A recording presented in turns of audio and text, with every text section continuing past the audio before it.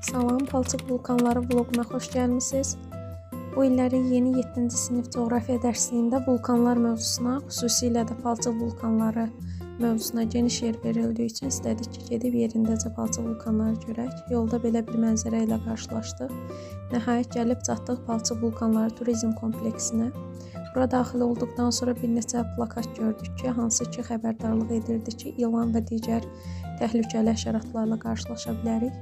Daxil olduq Palçıq vulkanları muzeyinə. Burada müxtəlif süxur nümunələri ilə tanış olduq. Hansı ki, çoxunun adını şagirdlər coğrafiya dərsliyindən öyrənmişdilər, onlara məlum idi. Bu süxurların içərisində obsidian, əqiq, qranit, mərmər, müxtəlif süxur nümunələri var idi.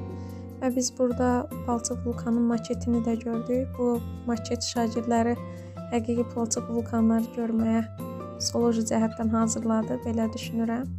Bu muzeydə təkcə süxur nümunələrini yox, eyni zamanda müxtəlif əl işi nümunələri gördük, hansı ki siz onları ala bilərdiniz. Və müxtəlif palçıq vulkanlarından toplanmış palçıqları da gördük. Hətta onları almaq da olurdu. Və nəhayət getdik palçıq vulkanlarını görməyə.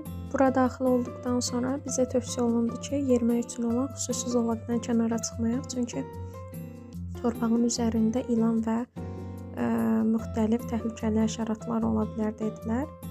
Və şagirdlər palçıq vulkanları daha yaxından müşahidə etmək, daha yaxından görmək şansı əldə etdilər. Respublikamız palçıq vulkanların sayına görə dünyada birinci yerdədir və Abşeron yarımadası, Xəzər dənizinin şərq hövzəsi, Qobustan, Cənub-Şərqi Şirvan düzənliyində palçıq vulkanlarına rast gəlmək olur və palçıq vulkanlar neft və qaz yataqları ilə bilavasitə əlaqəlidir.